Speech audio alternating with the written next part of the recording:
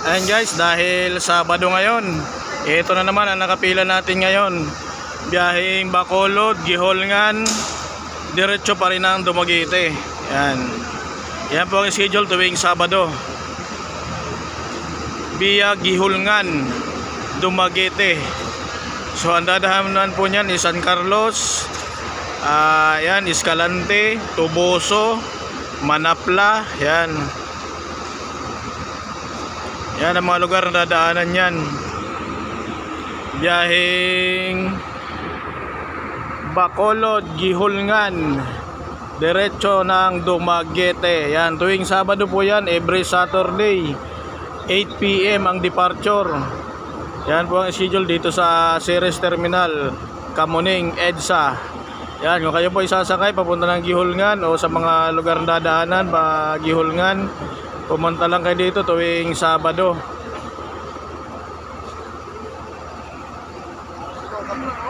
Yan, mga tropa. Yan.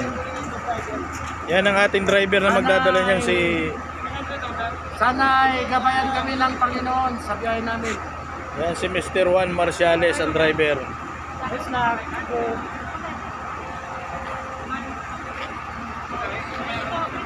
Yan, Martes. Ang schedule pala nito ay Martes, Huwebes at Sabado. Yan, via Giholngan.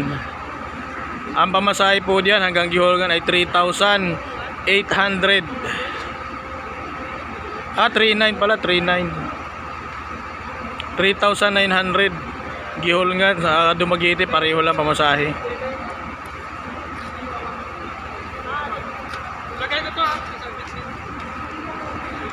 Yan, dahil alas 6 na, medyo naglo-loading na ng paunti-unti. Kinakarga na mga bagahe. Yan ang 11654 ang tatakbo ngayong gabi. Pag-Giholngan, diretso Dumaguete. Sa kanya ng barko, bukas sa madaling araw sa Batangas, diretso na ng Katiklan.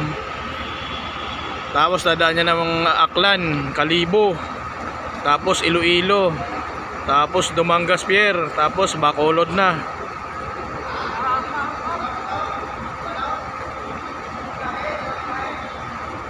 Ayan, sa mga magpapadala ng bagahe, dalhin nyo lang dito ang inyong bagahe mula alas 6 ng umaga hanggang alas 7 ng gabi para may karga yan sa mga gusto magpadala ng bagahe. Dalhin nyo lang dito araw-araw, tumatanggap dito mga padalang bagahe hanggang Zamboanga. Mula alas 6 ng umaga hanggang alas 7 ng gabi, pwede magpadala ng bagahe. Dito lang yan sa EDSA Kamuning, Ceres Terminal.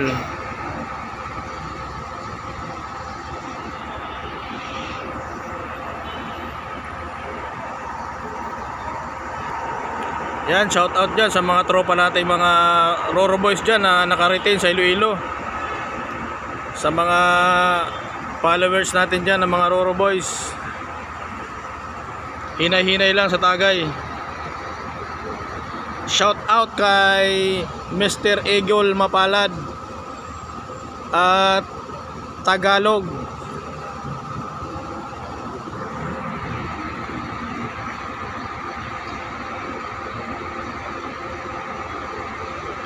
Ayan na, pamasahe niyan, Bacolod 3,400, Giholngan at Dumaguete 3,900. Yan po pamasahe niyan. Lahat na yan kasama na mga terminal fee at ang pamasahe sa mga barko.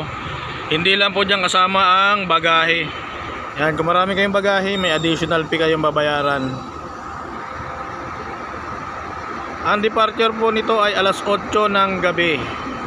Kaya yung gusto pang humabol, pwede pang humabol ngayon.